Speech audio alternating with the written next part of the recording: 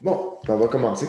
Alors, désolé pour le petit retard, messieurs, dames. J'ai eu un petit souci de dernière minute, un bug dans un script découvert 5 minutes avant le début du cours. Pas un gros bug, mais juste quelque chose de plat.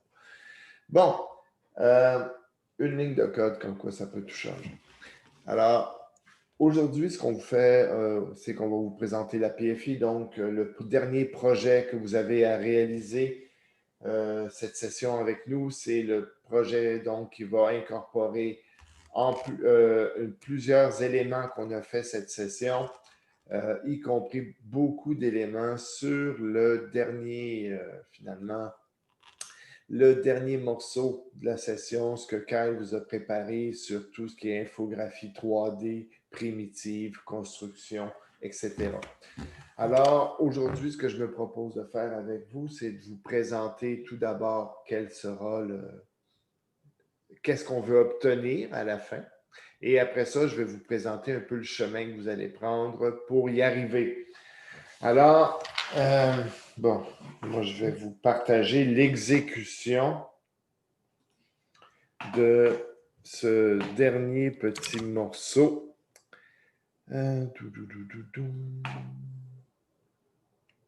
Ouais, maximize, ça va être parfait, ça. OK.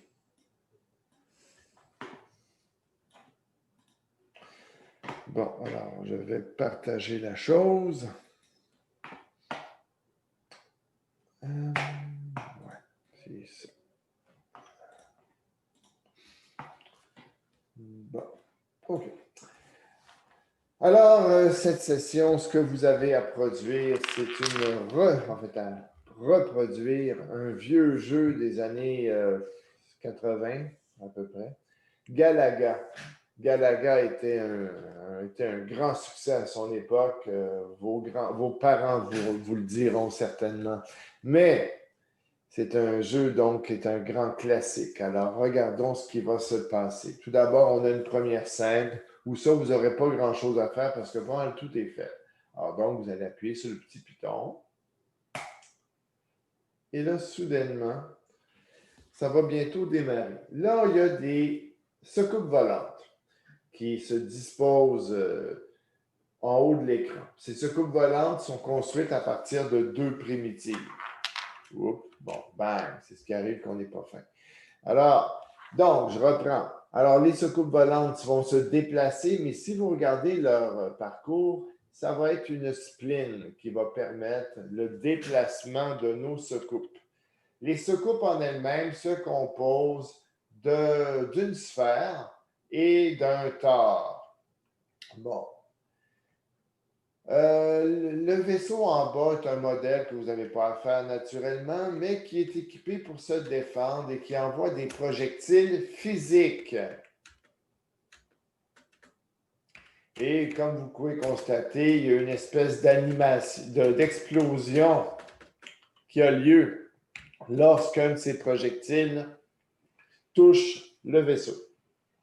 Bon, je n'ai pas été très fort, évidemment, ce coup-là. Alors, vous aurez à faire ici une série d'actions dans ce projet-là. Alors, je vais juste le redémarrer pour vous vous présenter un peu ces actions. Tout d'abord, en ce qui concerne les secoupes. Vous allez devoir construire des primitives qui vont permettre de représenter justement la sphère. Ça sera au minimum. Le bonus, ça sera d'être capable de faire le tore qui entoure la sphère. Un tore, c'est une figure qui se présente un peu comme un bang. Bon, là ici, je vais donner un aspect aplati en jouant sur le scaling. Il y a également au fond de l'écran, ce qu'on voit, l'espace, c'est en fait une texture qui est disposée sur un plan. Plan que vous aurez également à concevoir. Les projectiles, leur déplacement est physique. Vous devrez non seulement vous occuper du déplacement, mais également des collisions. Et petit surplus, vous aurez en plus des collisions. Lorsqu'il y a collision, vous aurez à gérer un effet d'explosion. Est-ce que j'ai oublié quelque chose, Kyle? Des points? Ah, les points? Ah, les points, je pense qu'on les gère nous-mêmes, ça se Sont gérés? peut-tu? Ah oui, ok. Ça, je pense qu'on les gère nous-mêmes parce que ça aurait été le fun qu'on leur fasse implanter également la partie programmation événementielle, mais là, j'avais peur qu'il manque de temps. Effectivement. Sinon, il y a la spline. Il y a bon, là, ce qui reste aussi, c'est que la plupart des choses que je vous ai présentées sont des classes monobehavior standards. Par contre, là, je vais mourir pour qu'on le représente à nouveau. Le déplacement des vaisseaux initiales est fait à partir d'une spline. Spline qui se présente, bon, que vous pourriez faire avec Maple ou utiliser la spline exemple que je vous donne. Mais dans tous les cas, c'est juste un fichier de données que j'ai. Vous devrez faire la classe DataSpline qui va permettre d'analyser les fichiers et de produire une spline qui va donc permettre le déplacement qu'on va suivre pour permettre le déplacement des personnages. Bon, on va vous mettre autant sur le Colnet de Kyle que sur le site Moodle les différents liens vers l'énoncé, entre autres, et ce projet-là, ce projet de départ. Bon, en plus. Mais par contre, comment arriver là? Plutôt que de vous lancer dans une espèce de morceau qui va vous nécessiter que vous fassiez tous les aspects du jeu, j'ai produit un projet intermédiaire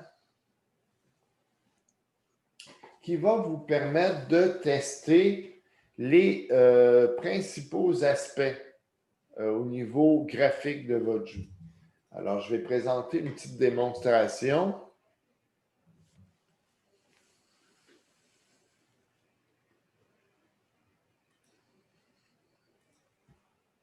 Ça sera pas bien long. Voilà. Bon, OK. Alors,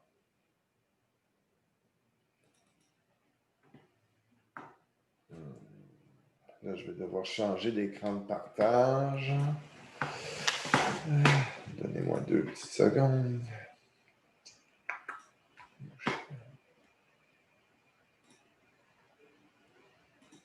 Voilà. Alors ici, c'est juste un projet de test en tant que tel qui va vous permettre de tester vos 3 scripts que vous avez à produire. C'est un script qui permet de faire une sphère, un script qui permet de faire un tore et un script qui permet de faire un plan. Alors, bon, la première scène, vous n'avez pas à la construire, évidemment. La deuxième, alors, la deuxième vous présente justement les torts à ce moment-là. Bon, ceux qui choisiront de ne pas faire le bonus, ben, n'auront pas à faire les torts, tout simplement. Bon, alors les torts, on peut les faire, je les ai fait animer. Il y a un comportement qui permet de vérifier justement que tout se passe bien. À la scène suivante, ce sont les sphères. Alors, c'est le script boule.cs qui est à implanter. Alors, le script en lui-même, lui aussi, bon, ben, on peut animer et voir un peu comment ça se présente.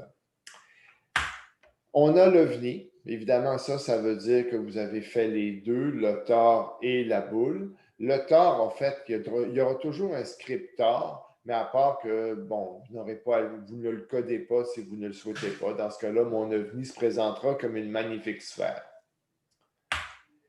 Il y a le plan en lui-même. Donc, un plan qu'on a mis avec une caméra un peu particulière. Là, Kyle pourra revenir là-dessus, parce qu'on n'a pas eu le temps de faire vraiment les différents types de caméras avec vous. Mais là, ici, c'est une caméra justement qui permet de gérer justement certains aspects sur les distances. En fait, on enlève la perspective des objets. Et finalement, la scène finale qui inclut tous les morceaux. Alors, c'est ici, on remarque un plan en arrière, on remarque une magnifique boule disco, je me suis forcé cette fois-ci, et un tore rouge en plus de notre OVNI. Et si tout ça se déplace, se move, fait des rotations sans difficulté. Bon, alors ça ici, ça sera le premier travail que vous aurez à faire, ça sera de produire les différents éléments graphiques. Alors, je répète, au minimum, vous aurez à faire la sphère et le plan. Et si vous choisissez de faire le bonus, vous aurez également le tore à faire, à produire.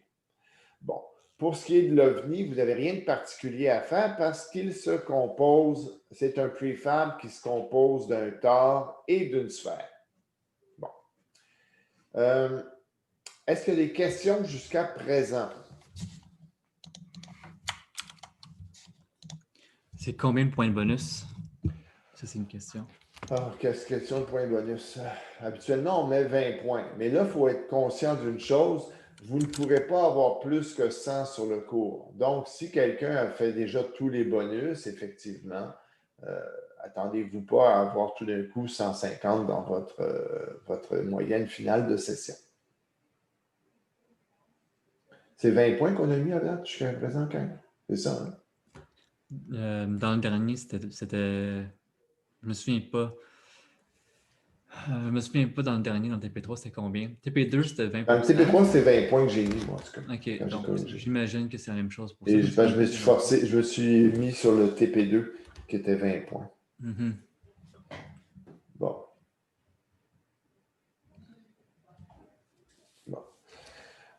C'est ça, la PFI pour le 21, dernier jour de la session en ce qui nous concerne, c'est-à-dire que c'est un mercredi. C'est le fameux mercredi, c'est le mercredi reporté de l'épreuve de l'épreuve uniforme de français qui finalement n'a pas lieu. Alors, on gagne un cours, autrement dit. Ouais. On sait ça. Alors, le 21, c'est un lundi, mais pour le collège, c'est un mercredi. Bon, est-ce que tu peux leur montrer l'énoncé juste rapidement? Oui, on va passer sur l'énoncé maintenant. Un instant. Bon. Donc, les projets de départ sur notre Colnet, c'est les versions avant 9h50 aujourd'hui. Donc, c'est pas les versions à jour. Mais vous avez reçu par Colnet la version de travail du projet que je viens tout juste de vous présenter. Donc, vous êtes déjà capable de travailler à la minute qui est là. Et l'énoncé que Kyle a mis sur le Colnet est tout à fait valable. Bon, on va regarder cet énoncé.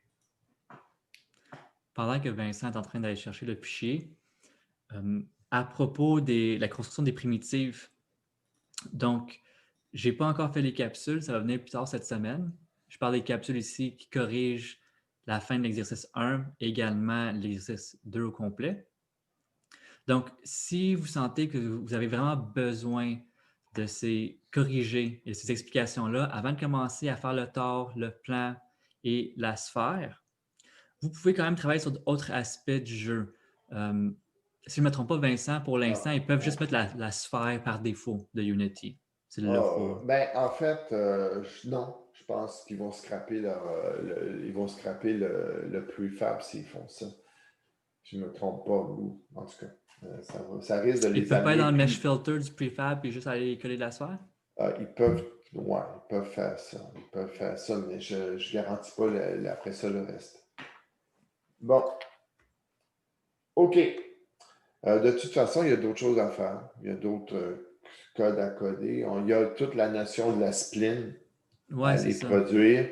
Il y a bien du stock à faire. Donc, ce que je veux juste souligner, c'est si vous attendez après ces corrigés-là, vous pouvez quand même travailler aujourd'hui et mercredi sur le projet. Il ne manque pas de choses à faire avant ça.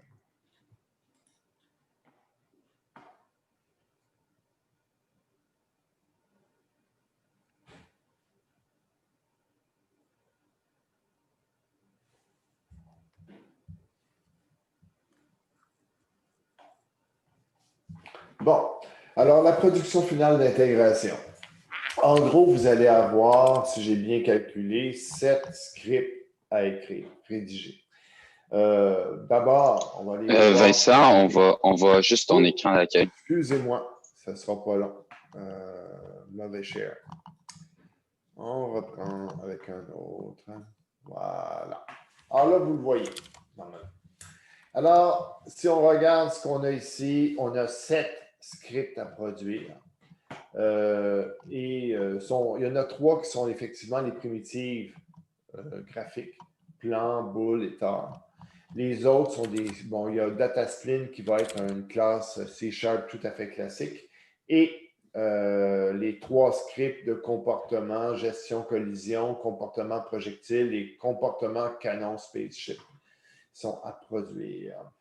Alors, vous verrez que dans le projet qu'on va vous envoyer, il y a une foule de scripts déjà qui sont existants, qui permettent, entre autres, la gestion des transitions de scène, qui permettent également qui implante la machine à état, qui fait fonctionner le jeu en général.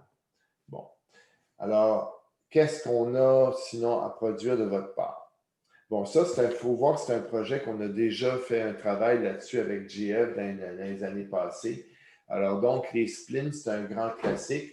Normalement, je pense que vous avez déjà fait ça avec GF, les splints. Mais dans le pire des cas, si vous ne la codez pas avec Maple pour raison X ou Y, on vous fournit de toute façon un fichier de base. Un fichier de base qui va nous être utile pour la correction, pour s'assurer que votre programme fonctionne bien. Est-ce que tu peux ouvrir ce fichier de base, Vincent? Oui, tout à fait. Donne-moi une petite seconde, je le trouve. Et pendant ce temps-là, juste poser une question au groupe. Vous avez bien vu les splins en algèbre linéaire? On est en train de faire les splins en ce moment. En train de le faire. Dans la PFI, oui. Oui, c'est ça, on en fait dans la PFI, mais c'est vraiment de base, c'est-à-dire que c'est vraiment, on ne l'a pas vu en classe, c'est des documents à part qu'on regarde, puis c'est un peu notre évaluation finale, si on veut. OK, parfait. Donc, c'est comme d'habitude, autrement dit. Et puis, juste encore une fois, me confirmer, c'est bien les splins cubiques que vous voyez avec les 4... On voit les 2.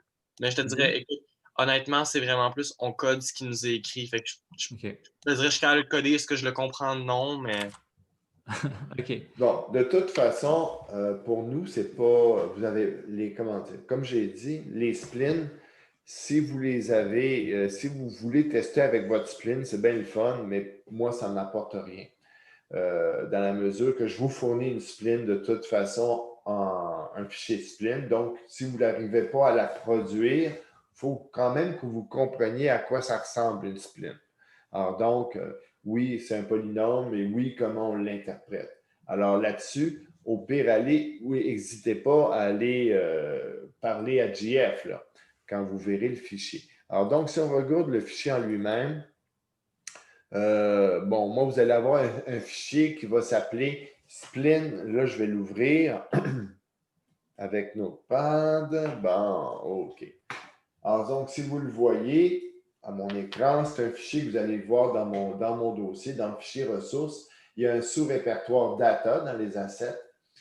Il y a un fichier qui s'appelle splinaex.txt. Bon, pourquoi spline A? Parce qu'il y avait aussi spline B, spline C. Il y avait plusieurs splines possibles. On n'en a gardé qu'une finalement. Alors, c'est une spline exemple. Et on voit que sur chaque ligne, il y a un certain nombre de données qui sont utiles pour notre calcul. On voit qu'on a à chaque fois, en fait, on a 6 données qui sont en fait 3 regroupements de coordonnées.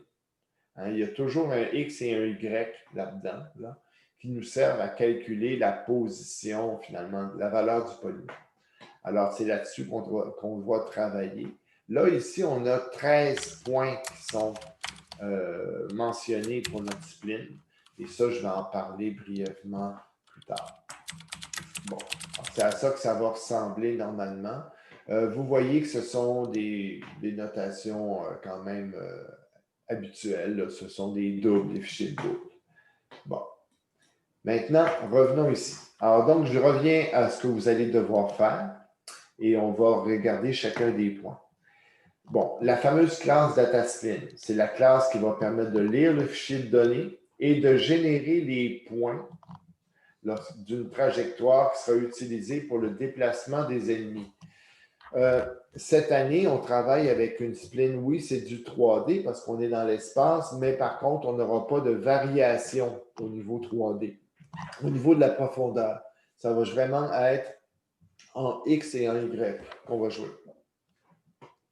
On aura un script, gestion collision OVNI, qui va nous permettre de gérer ce qui arrive lorsqu'un ennemi entre en collision avec un projectile ou avec le vaisseau du joueur.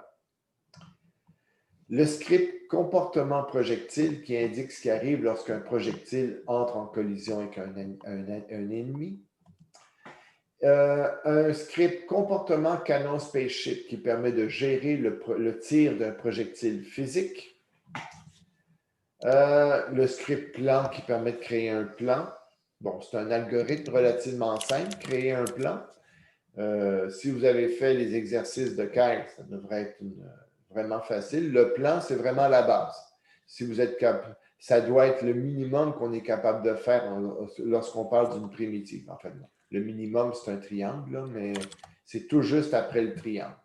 Est-ce que tu peux ouvrir Unity, Vincent, et leur montrer le wireframe Oui. du plane? Comme Oui, ça, ils vont tout à fait. pouvoir voir la référence. Donne-moi 2 secondes.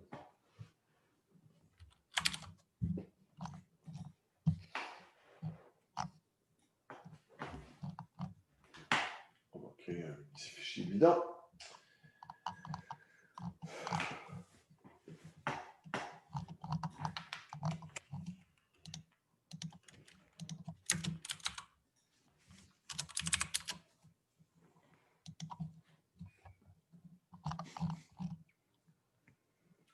Excusez, ma machine est une lenteur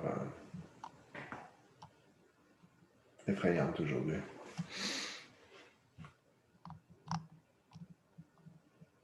J'ai l'impression qu'elle a trop travaillé en fin de semaine.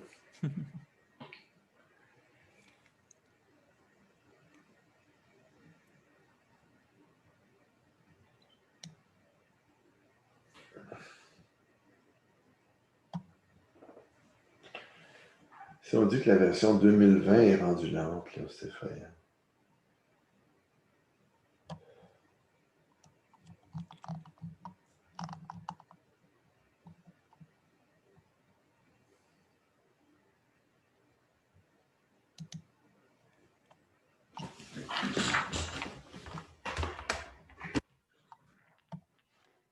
Bon. Alors, on a ici, je vais faire simplement ajouter un plan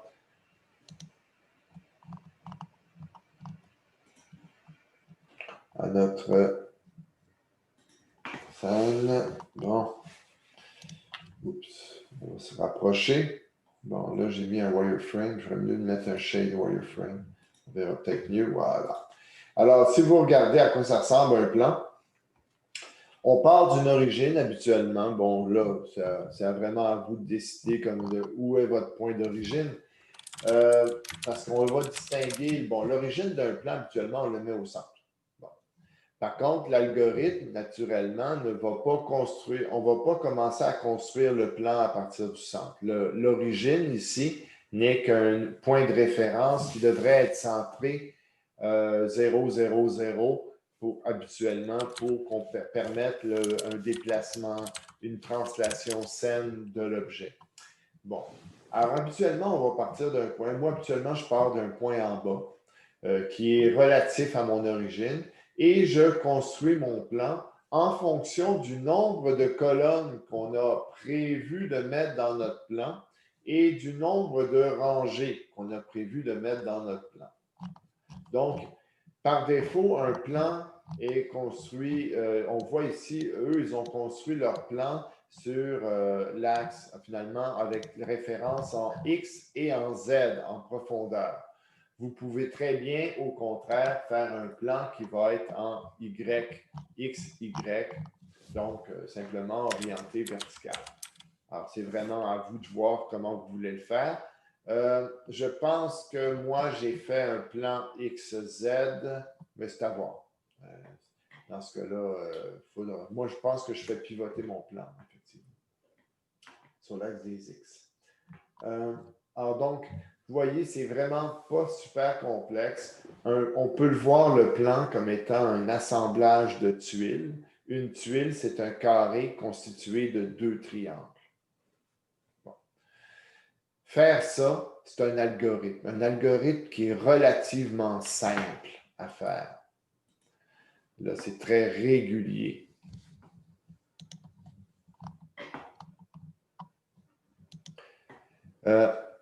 Quelqu'un demande si vous pouvez donner l'exécutable. L'exécutable du projet que j'ai présenté tout à l'heure?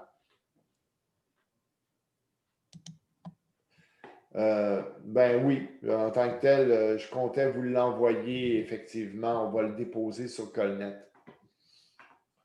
Oui. Est-ce qu'il faut mettre autant de triangles? Pourquoi est-ce on pourrait vouloir mettre, là, il y a une question de Louis-Philippe qui a plein de sens, pour que c'est pas, il me dit, c'est pas un peu overkill de mettre autant de triangles si on veut juste faire un carré? Effectivement, si je voulais juste, par exemple, en fait, si je voulais seulement déposer une texture unique qui serait étirée sur toute la surface du plan, à ce moment-là, je n'ai besoin que de 2 triangles. Par contre, si je veux faire un carrelage, c'est-à-dire une surface où il y aurait chacun des carrés serait une texture au complet et que je pourrais faire, je ne sais pas moi, l'équivalent d'un plancher de cuisine ou de salle de classe où on voit vraiment des carrés. À ce moment-là, je n'ai pas le choix de faire un plan comme on vous le présente actuellement. Parce qu'en fait, lorsqu'on va parler d'un simple carré, on parle habituellement d'un quad, tout simplement. Alors, ici, quand on parle d'un plan, nécessairement, c'est qu'on veut être capable d'avoir plusieurs éléments. Également, le plan, vous allez découvrir que dans les primitives, si on pousse un petit peu notre lock, dans le concept, on découvre que tout est un plan. C'est-à-dire que lorsque je fais, par exemple, un cylindre, ben, c'est un plan. Parce que c'est un plan dont je vais faire recourber les points dans l'espace. Une boule, je peux vous dire que ça peut quasiment être un plan. Un tore, c'est un plan. Il y a toutes sortes de manières de voir qu'un objet 3D, c'est finalement un plan déformé. Alors, c'est pour ça qu'on commence avec ça, mais on finit avec autre chose. En fait, Vincent, si tu me permets, je peux leur montrer un exemple d'exactement ce que tu viens d'exprimer. Écoute, je te laisse le sharing à ce moment-là, mon cher.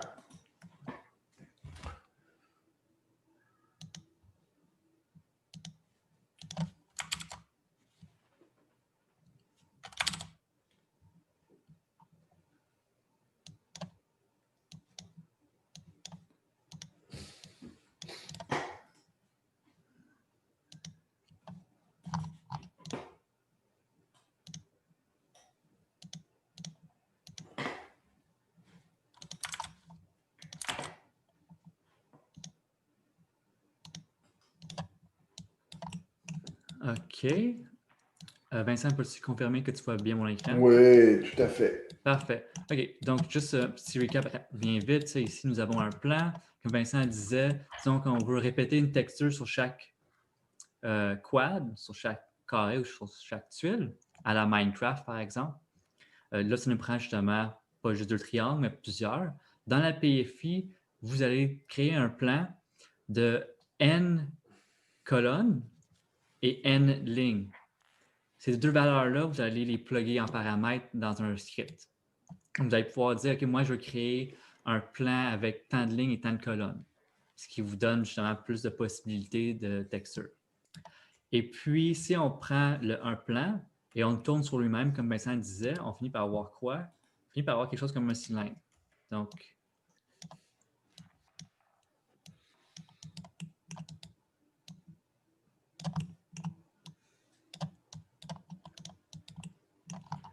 c'est un petit peu plus difficile à voir ici, mais on voit les 2 triangles. C'est comme si... Je vais juste allumer un programme.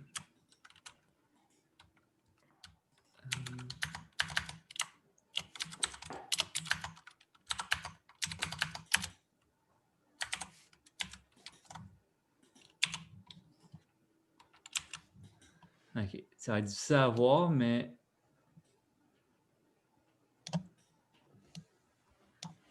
Je vais essayer de mettre en évidence les quads. OK, je suis pas capable de faire des lignes assez droites avec ma souris. Mais on voit qu'on a comme 2 triangles ici, là. Fait que dans le fond... Oups. Bon, OK.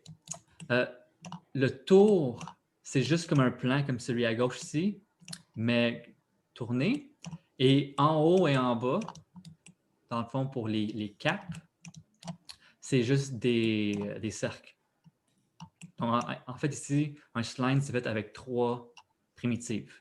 Un plan et 2 cercles. Si on veut voir d'autres formes, ce ne serait pas bien long.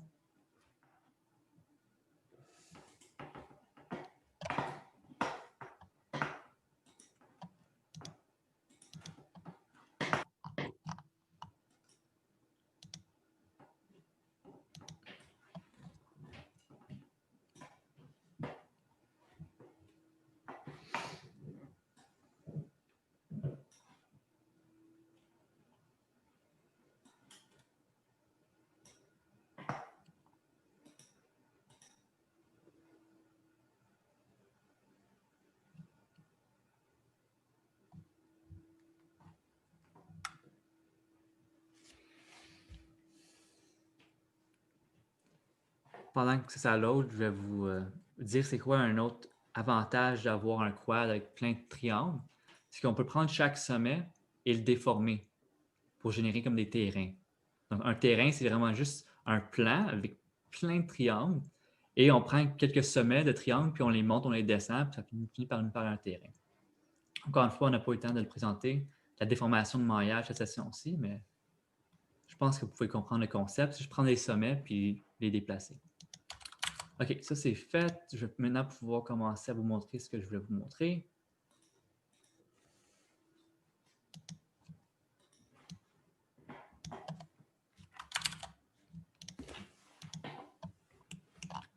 Cube.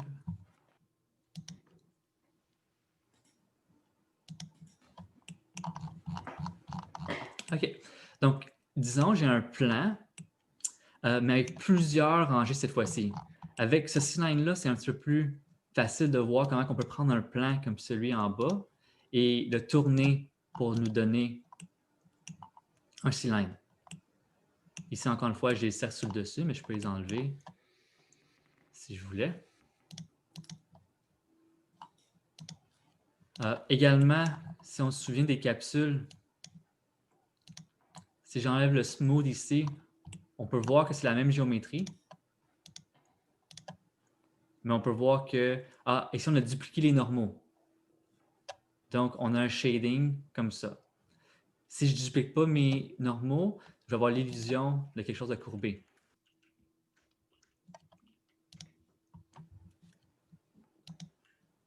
Sinon, ici également, bon, ça c'est la plane. Ça, c'est un plan de quoi? De 10 par 10.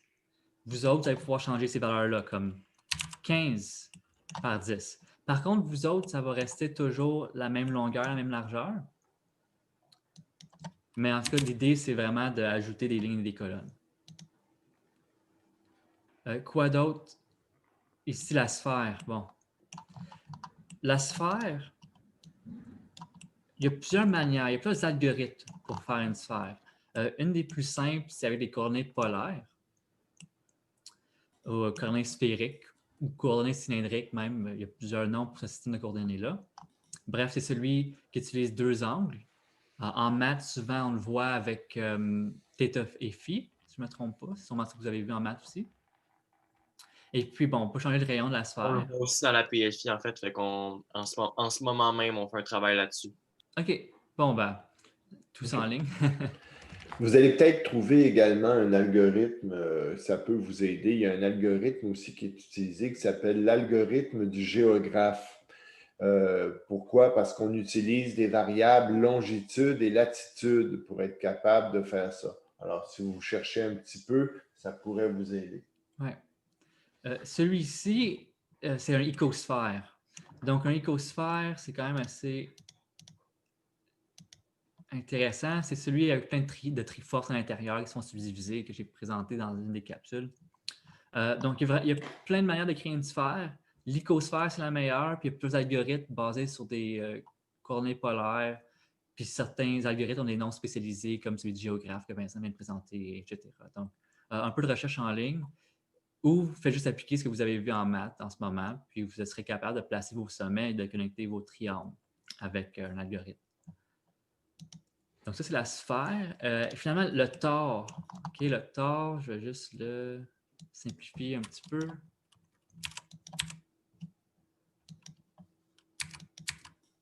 Trois.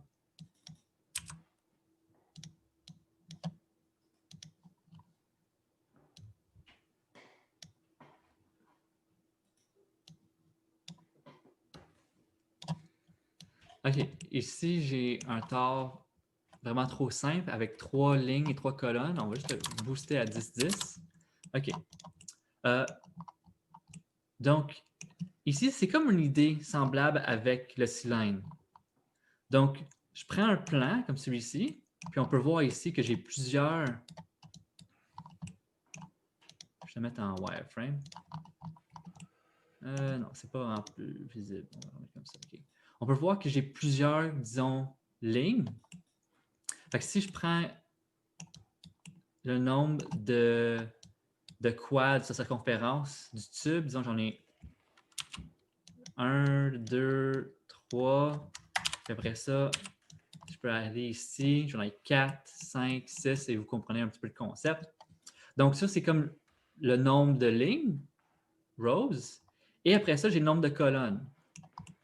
Donc, ça serait, ici, j'ai une colonne, 2 colonnes, 3, 4, et ainsi de suite. Donc, c'est vraiment un plan, mais tourné pour faire un tuyau. Puis on peut voir qu'on peut également augmenter la résolution en augmentant le nombre de lignes et de colonnes. Donc, ça aussi, ça exprime l'importance de faire des plans avec plusieurs triangles. Parce que le plus de triangles que nous avons, le plus que nous sommes capables de créer un tore qui a l'air vraiment courbé. Donc, ici, encore une fois, ça, c'est sans dupliquer les normaux, donc sans dupliquer les sommets. Et si j'ai duplique, je vais avoir du flat shading. Donc, ici, on va vraiment mettre en évidence chaque face qui sont sur leur propre plan. Donc, chaque quad, autrement dit. Donc, l'outil que je viens d'utiliser s'appelle ProBuilder. C'est un outil utilisé pour générer des niveaux. Puis, si vous connaissez le jeu genre Super Hot et plein d'autres jeux quand même assez populaires, leurs niveaux sont faits avec ProBuilder. Donc, c'est un outil de développement d'environnement et de développement de primitives directement dans Unity qui vous permet de ne pas utiliser Blender, Maya et autres logiciels un petit peu plus compliqués. Donc, moi, je vous présente ça aujourd'hui comme point de référence pour votre projet. Si vous voulez installer ProBuilder, c'est comme j'ai fait au début, vous allez dans Window, Package Manager, Unity Registry. Si vous descendez, ProBuilder, vous cliquez ici, puis après ça sur Install. En ce moment, c'est enregistré la vidéo, donc vous allez pouvoir revenir plus tard pour vous rafraîchir un peu la mémoire. Mais une fois c'est installé, après quelques minutes, vous allez dans Tools et maintenant vous avez ProBuilder. Vous cliquez sur ProBuilder Window et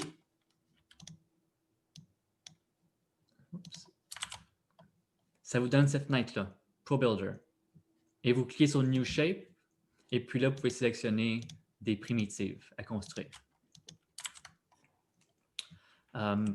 Et puis, bon, tant qu'à y être, sur le ProBuilder, on peut faire plein d'autres choses. Disons, stairs. Je sais pas pourquoi c'est là, ça. Ici, je peux faire des stairs avec plusieurs steps, curvature. C'est toute la génération procédurale. OK. Puis après ça, je peux prendre, disons, des faces.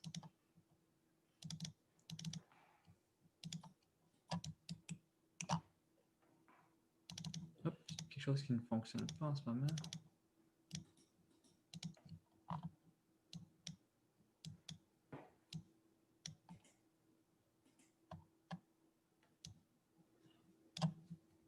Bon, OK. Build. On clique sur Build, c'est généré. Puis après ça, je peux prendre des sommets individuels puis commencer à niaiser avec, puis à déformer. Je peux prendre des sommets. Ici, si je clique là-dessus, je peux prendre des arêtes, déformer, ou je peux prendre des faces. Je peux même prendre plusieurs faces et commencer à niaiser comme ça avec le Pro Builder. Donc, je n'ai pas eu le temps de cette session-ci de vous montrer. Je vous montre très rapidement maintenant, mais ça pourrait être un outil vraiment indispensable pour votre projet en 204. Donc, j'ai plusieurs étudiants qui utilisent ça à l'université puis également à la technique pour générer des niveaux de tests, pour générer leurs environnements, pour leurs projets finaux, etc. Donc, petite capsule sur Pro Builder qui sert également de point de référence pour la PFI. OK, je te retourne la parole, Vincent. OK. Alors, je reprends le sharing de la présentation du projet dans quelques secondes. Excusez-moi. Bon, pas ça. Excusez-moi, il y a trop de fichiers d'ouvert sur la machine. Voilà. Bon.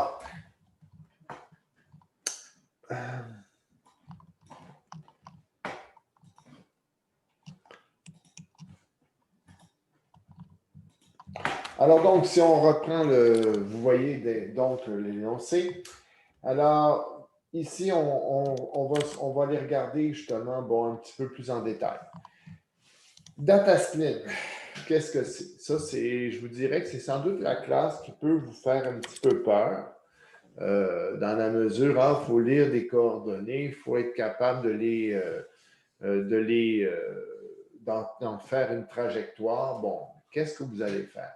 Bon, c'est évident que si vous êtes capable de le faire de produire le fichier avec les instructions de GF, vous allez mieux comprendre c'est quoi ces 6 valeurs numériques qui sont dans le fichier. Vous allez comprendre que sur chacune des lignes, finalement, il y a un certain nombre de valeurs qui servent à calculer un polygone. Un polynôme, excusez-moi. Bon. Alors ici, donc, ce qu'on a, c'est un constructeur paramétrique pour le script en lui-même. Si on regarde le constructeur, moi, ce que je vous ai... oui, je vous donne des choses déjà. Je vous donne cette fois-ci, pour que ça puisse bien fonctionner, je vous donne tous des scripts déjà commencés. Des fois, le déjà commencé n'inclut que le nom du script et peut-être 2-3 paramètres destinés à l'éditeur, mais des fois, c'est un petit peu plus. Ici, dans le script Datasplit, je m'attends à ce qu'il y ait 2 méthodes publiques. Un constructeur paramétrique qui reçoit un string représentant le nom du fichier contenant les données de base de la spline et une méthode get.spline qui retourne un tableau de vecteur 3 correspondant au point de la trajectoire. Dans mon tableau, vous avez pu voir qu'il y avait je crois, une douzaine de lignes. Donc, je m'attends à recevoir une douzaine de coordonnées, un tableau d'une douzaine de places. Si on regarde ces données-là, évidemment, elles ne font pas une jolie trajectoire. On ne peut pas faire une belle trajectoire en 12 points.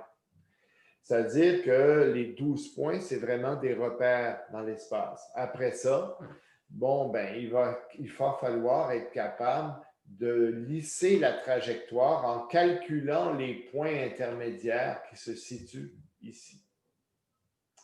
Alors, dans notre cas, chaque point de base permettra de générer 8 points intermédiaires. Le premier étant superposé au point de base.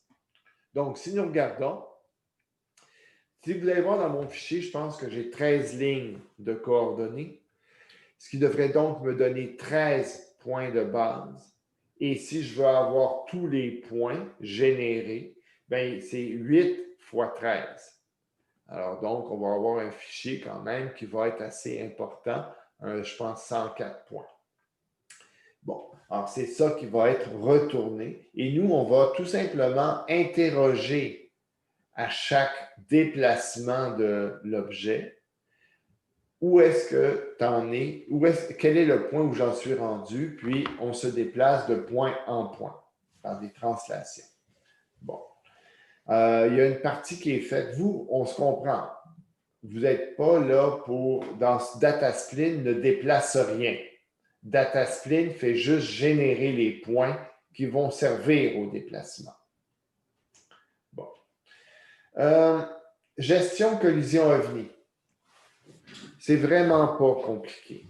Alors donc, c'est vraiment ce que devra faire ce script, ça se résume à ceci. Lors d'une collision avec un projectile, le pointage du joueur doit être incrémenté et la soucoupe volante doit être détruite. Ça veut dire que vous allez devoir interagir avec le système de score qu'on a. Bon, là, vous verrez qu'il y a des scripts qui gèrent le score à l'intérieur de ce projet-là. Tout à l'heure, je vais vous présenter la version étudiante du projet. Lors d'une collision avec le vaisseau du joueur, le pointage du joueur doit être incrémenté et la soucoupe volante ainsi que le vaisseau du joueur détruit. Donc, il y a deux situations ici. Il y a une situation où notre OVNI a été frappé par un projectile et il y a une situation où l'OVNI a frappé le vaisseau du joueur. Bon. Alors, donc, il faudra réagir à ces deux types de collisions. Et pour ça, on vous donne deux paramètres. Un, c'est un int, c'est la couche de collision missile. Alors, on a déjà travaillé avec la notion de layer dans le TP2. Alors, c'est exactement la même chose ici. Alors, on a une couche pour la collision missile et une couche pour la collision vaisseau. C'est ce qui vous permet donc facilement de distinguer laquelle des deux s'est produite. Comportement projectile. Là, ici, c'est complémentaire finalement à gestion collision OVNI. C'est qu'est-ce qui se produit lorsque le projectile va heurter l'ennemi. Ici, c'est que si on veut déclencher une explosion. Donc, on a un prefab explosion qui existe déjà. Mais vous, de votre côté, vous devez déclencher cette explosion. Et ensuite, il faudra également s'arranger pour que le missile qui vient d'exploser s'autodétruise. Bon, là, il y a premièrement, alors donc, après, on déclenche l'explosion, mais aussi on détruit le missile. Et aussi, le missile, s'il n'a pas frappé personne, il faut qu'il se détruise. Parce que sinon, il va rester, le game object va rester vivant dans le jeu, puis au bout d'un certain temps, vous allez vous retrouver avec 1 million de projectiles et votre système va commencer à planter. Bon. Alors, donc, deux choses qui vont se faire au niveau du comportement du projectile. La gestion de l'explosion lorsqu'on heurte l'OVNI et l'autodestruction du missile lorsqu'il va ne rien avoir touché. Bon. Dans tous les cas, évidemment, vous aurez compris que le missile doit se détruire. Bon. Vous avez deux paramètres qui sont associés à ça. Le modèle d'explosion, donc c'est le game object qui va être associé à l'explosion. Et il y a la durée de vie du missile avant qu'il s'autodétruise. Script comportement canon spaceship. Bon, en gros, c'est simplement ce qui va vous permettre de tirer, de faire un tir physique d'un projectile. Donc, on a besoin, au niveau des paramètres, ce n'est pas très compliqué. Il y a la touche qui va être utilisée pour le tir, le projectile en lui-même, le prefab du projectile, une valeur qui représente la force de lancement, donc quelle force on applique au projectile pour le tirer, et le temps de recharge, c'est-à-dire le délai qu'on va minimum entre deux tirs. Bon, parce qu'évidemment, on veut donner une chance aux ennemis de réussir à nous tuer, alors il ne faut pas que le tir soit trop rapide. Et également, on a un attribut qui est la bouche du canon, c'est de où va partir le projectile sur le vaisseau. Bon. Alors, jusqu'à présent, nous, on a fait des tirs de projectiles linéaires avec des déplacements linéaires faits avec la super méthode Translate. du transform. Là, ici, il s'agit de vraiment donner une impulsion à notre projectile pour qu'il se déplace et on l'oublie. Fire and forget. On ne gère plus son déplacement par la suite. Bon, le script plan. Alors là, on tombe dans les scripts de primitives. C'est le plus simple. Ici, on va avoir 3 paramètres possibles. La charpente. La charpente, quand je vais vous parler de la charpente dans une primitive, c'est finalement le nombre de colonnes et de lignes qui vont composer notre primitive, du moins d'un point de vue d'un plan. Alors, ici, c'est juste un vecteur 2 qui contient un X et un Y. Le X correspond au nombre de colonnes, le Y, le nombre de lignes. Un attribut booléen qui s'appelle est-carré, qui permet d'indiquer si la texture va se répéter sur chacune des tuiles composant le plan. Et on a vu qu'un plan, ça pouvait se voir comme un ensemble de tuiles où chacune des tuiles se compose de 2 triangles. Alors ici, on veut savoir est-ce que la texture se répète sur chacune des tuiles ou est-elle étirée sur l'ensemble du plan? Il y a une question dans le chat qui dit mais je ne comprends pas combien on met de lignes et de colonnes. Mais c'est ce qui va être précisé dans la valeur de la charpente. C'est ça, c'est nous qui le décidons. Si on doit en mettre, dans certains cas, ça pourrait être 1,1, dans certains cas, ça pourrait être 100 ou 120. Ce n'est pas important. Ça dépend de ce qu'on veut obtenir. Le dernier, c'est le matériau. C'est le matériau qu'on va utiliser, qu'on va mettre sur notre plan en lui-même. On aurait pu le coller directement dans le mesh, mais bon, écoutez, c'est aussi simple, on peut le faire par programmation, l'association, ce n'est pas extrêmement complexe. D'ailleurs, je pense que vous n'avez même pas à vous en préoccuper, je pense que je l'ai fait pour vous autres. Le script boule.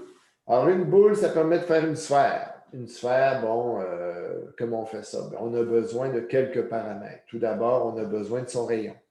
Parce que contrairement à la sphère, on peut la voir de différentes façons, sa construction, mais on a toujours besoin d'un rayon pour connaître sa dimension. On a besoin d'une charpente, là encore. Combien de X et de Y? Vous allez vous apercevoir que si votre charpente est trop limitée, c'est-à-dire pas assez de colonnes, pas assez de rangées, votre sphère va avoir l'air d'être vraiment...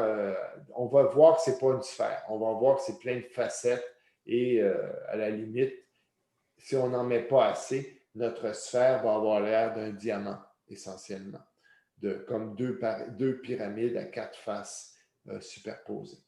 Évidemment, ça peut l'air d'une sphère. Donc, il faut en mettre un certain nombre et là, vous allez pouvoir faire des tests.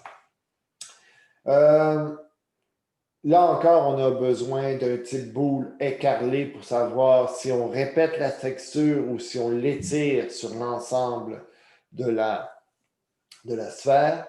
Et on a besoin d'un matériau pour justement texturer notre sphère. Et finalement, le scriptor. Le scriptor, je le répète, c'est un bonus. Donc, pas extrêmement compliqué. Mais bon, on avait décidé de vous faire, on a mis des bonus cette session. Alors, donc le scriptor, ça permet, on a besoin de 3 paramètres, non, plus que 3, 5 paramètres, excusez-moi. On va aller voir les 3 premiers, les 2 autres sont sur l'autre page. Ah, non, il y en a 6 paramètres, excusez. J'en ai mis plus que je pensais. Le premier, c'est le rayon du tort. Alors, donc, c'est le rayon général du solide. C'est-à-dire que c'est vraiment, lorsqu'on garde le beigne, c'est vraiment le point qui est au centre du trou du beigne. Si je peux m'exprimer ainsi. Bon, on a le rayon du tube du tore, parce qu'évidemment, le tore, ça se présente comme une espèce de cylindre qui se replie sur lui-même. Bon, mais ce cylindre a un centre également. Donc, là, c'est le rayon, donc c'est le rayon du tube du tore. Alors, et comme, bon, ce n'est pas un float, vous remarquerez, c'est un vecteur 2. Pourquoi? Parce que je ne veux pas être obligé je ne veux pas avoir seulement un cylindre. Je veux être capable d'avoir un rayon qui a une valeur différente à l'horizontale de la verticale pour pouvoir aplatir mon tore et en faire, par exemple, dans mon cas, le corps de mon ovni. Bon. J'ai également le nombre de points du cercle du tore. Bien, le tore, il faut que je sois capable d'en faire un certain nombre de points. Tout à l'heure, Kyle vous l'a illustré. Il a fait un premier tore, je pense qu'il y avait 3 points, c'est bien. Et ensuite, il l'a augmenté. Et plus on augmentait, plus ça avait de l'air effectivement d'un beigne. Au début, ça avait de l'air d'un triangle. Et à la fin, ça avait vraiment l'air d'un beigne circulaire. Alors donc, ça, c'est en fonction du nombre de points qu'on va mettre de cercle, dans le NB point cercle tore. Et on a également, on a vu que le tore, c'est une espèce de cylindre. Donc, il y a un certain nombre de points qui font le pourtour du cylindre. Là encore, c'est une valeur que l'on peut prédire. Plus on va en mettre, plus ça va avoir vraiment l'air d'un cylindre. Et à la limite, si on n'en met pas assez, bien, ça va avoir l'air un peu étrange. Et pour le reste, c'est les mêmes que pour les deux autres, c'est-à-dire écarlé qui permet de distinguer, de savoir si la texture doit être répétée ou étirée, et le matériau qui permet de texturer notre primitif. Donc, oui, le tore est sans doute la plus complexe des primitives que vous avez à faire. C'est pour ça qu'on l'a gardé en bonus. Mais bon, c'est tout à fait faisable. Quelques indices. Bon, pour faciliter la conversion des données lors de la lecture du fichier contenant les données spleen, et ce, peu importe le séparateur décimal et la langue du système. Alors, si vous n'avez pas encore eu à faire cela, je pense que plusieurs parmi vous ont déjà eu ça, mais je préfère le redonner. Que lorsqu'on fait un parse, on peut ici utiliser Culture Info, par exemple, pour permettre de convertir correctement. Parce que je sais que des fois, ce n'est pas en première année qu'on utilise des spleens à l'intérieur de la PFI, et régulièrement, il y en a qui ont des problèmes de conversion de point à virgule ou de virgule à point. Alors, ici, ça devrait régler votre problème. Aussi, je vous suggère fortement de commencer par faire marcher le programme avec la spleen exemple, qui est une spleen que l'on sait fonctionnelle, avant de tester avec votre propre spleen. Là, je ne dis pas que vous n'êtes pas capable de faire une spleen magnifique, mais simplement commencer par tester avec une spleen qui marche. Après ça, vous en ferez une autre. Le travail, c'est un travail qui doit être fait en équipe de 2. Quelqu'un qui m'arrive, je suis tout seul pour faire ça, je vais lui dire, écoute, bon job, amuse-toi. C'est beaucoup trop de travail pour une personne. Même si on vous laisse jusqu'au 21 pour le faire, vous comprendrez que le 21, on ne peut pas vous donner d'extension après le 21. Là. On ne peut pas accepter un travail le 22. On n'arrivera pas dans les corrections. Parce que, la session a été étirée extrêmement vers Noël, finalement. Hein, on termine officiellement le 24. Nous, Kyle et moi, on a le temps de corriger. Et vous savez que la correction, ce n'est pas notre fort en plus. Alors, on doit être capable de corriger ça rapidement. Donc, il nous reste encore, il faut vraiment remettre ça au 21. On ne peut pas aller plus loin. Donc, c'est vraiment un travail qui doit être fait par 2 personnes. Alors, il y a toujours le fameux, si vous désirez changer de coéquipier par rapport à le dernier travail, avertissez rapidement votre coéquipier qu'il puisse avoir la chance de changer de coéquipier. Bon. Là, il y a une question de Liane qui dit « Devons-nous obligatoirement créer notre propre spleen ou pouvons-nous en prendre une qui fonctionne déjà? » Bon, moi, je vous dis, pour mon travail, je n'ai pas besoin que vous créiez votre propre spleen. J'ai juste besoin que votre travail fonctionne avec la mienne. Mais pour votre plaisir personnel, puis montrer à JF comment vous êtes bon, ça serait bien que votre spleen fonctionne aussi. Bon. Une fois qu'on... Bon, OK. Revenons aux conditions de réalisation. Donc, travail en équipe de 2. Vous nous remettez par Colnet uniquement le fichier d'archives qui contient les 7 spleens. Vous remettez quand même la spleen, les 7 spleens, les 7 scripts, excusez-moi, il y a trop de spleens là-dedans. Les 7 scripts. Alors, vous remettez quand même le tort, même si vous n'y avez pas touché. C'est-à-dire que je vous donne un tort qui est déjà commencé et lui, il ne gênera pas l'exécution du programme. Si vous ne faites pas le tort, c'est simplement que votre revenu va avoir l'air d'une boule. C'est tout. Il n'y aura pas de... Il y aura juste le cockpit, il n'y aura pas finalement le corps du vaisseau qui va être présent. Mais vous le remettez. Comme ça va faciliter nos tests. Bon. Une fois compressé, votre fichier d'archives devrait avoir tout au plus une taille de quelques octets. Nous, on va mettre des boîtes de remise pour associer à ce travail-là. Alors, vous déposez dans la boîte de remise, OK, quand on parle de Colnet. Bon. Vous devez nommer le fichier d'archives. S'il vous plaît, nommez-le correctement. Ça nous permet de bien connaître les coéquipiers qui ont travaillé. Alors, c'est PFI, nom 1, prénom 1, nom 2, prénom 2. Je suis sûr que vous savez distinguer votre nom de votre prénom à votre dernière année de cégep. Donc, il ne devrait pas avoir de trouble. Sinon, c'est pour le 21 décembre.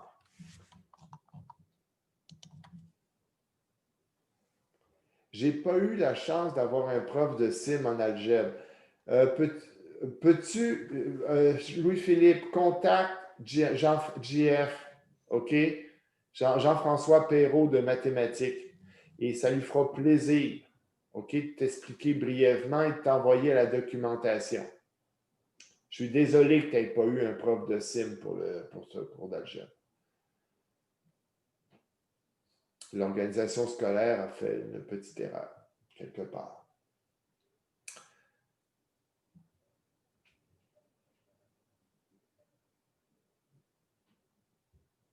D'autres questions?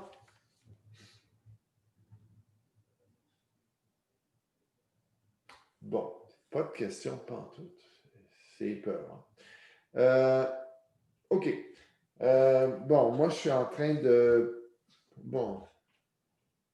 Non, mais tu n'es pas tout seul, Louis-Philippe. Il y a 7 personnes dans le CIM qui n'ont pas eu le cours d'algèbre de CIM cette année, apparemment. C'est ce que Jean-François m'a dit.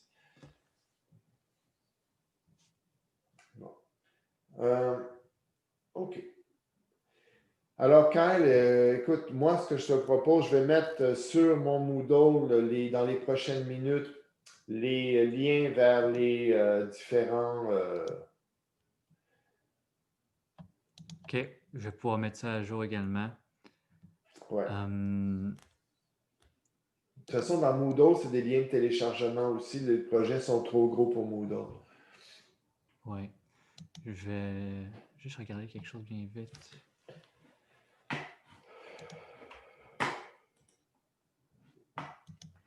OK. Je vais juste écrire de quoi directement, Vincent. OK.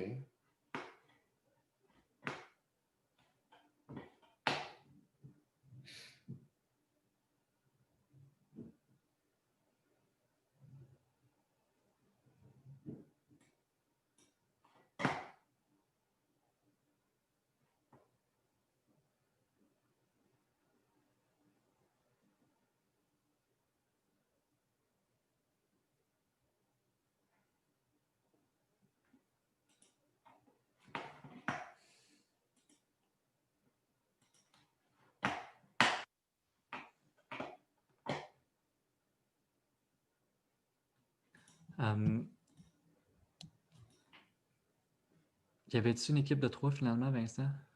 Bien, s'il y a une équipe de 3 à la fin de tout ça, pour eux, le bonus devient obligatoire. OK, c'est ça.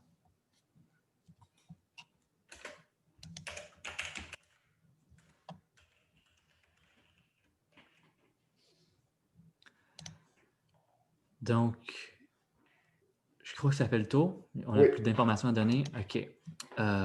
Bon, ceci dit, tout le monde, vous pouvez aller commencer à travailler. Je crois que toi et moi et Vincent, nous allons... C'est quel étudiant qu'on devrait rencontrer? Matthew? On a Vincent, est-ce que je me Mathieu trompe? rencontré. OK. OK, all right. So, allez-vous-en tout le monde sauf Matthew. Non, je niaise évidemment. Bonne chance.